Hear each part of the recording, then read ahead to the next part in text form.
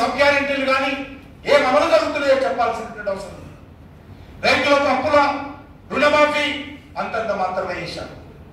రైతులకి ఎకరానికి ఇస్తున్నటువంటి 1500 కానీ, కౌలు రైతులకు ఇస్తున్నటువంటి 15,000 కానీ, లేక రైతు కూలీలకు ఇస్తున్నటువంటి 12,000 కానీ ఎక్కడ పోయి అడుగుతా ఉన్నారు.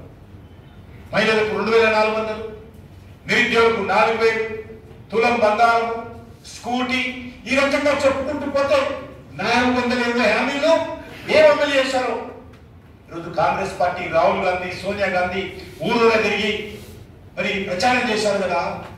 ఏమైపోయినవి హామీలు అడుగుతా ఉన్నారు. కాబట్టి ఈ రాష్ట్రంలో కూడా తమ వైఫల్యాల నుంచి, తమ చేతగాని తన నుంచి, తను ఇచ్చినటువంటి హామీలను అమలు చేయడంలో వైఫల్యాల నుంచి ప్రజల పరిస్థితిని మళ్లించే విషయంలో మరి రేవంత్ రెడ్డి గారు ప్రయత్నం చేస్తాను. ఆయన పోయి ఇంటర్నేషనల్ విషయాలు మాట్లాడతారు, పాకిస్తాన్ విషయాలు మాట్లాడతారు, మన పాకిస్తాన్ గురించి మాట్లాడతారు. మన పాకిస్తాన్ ఆయన మన పాకిస్తాన్ కనిపిస్తుంది.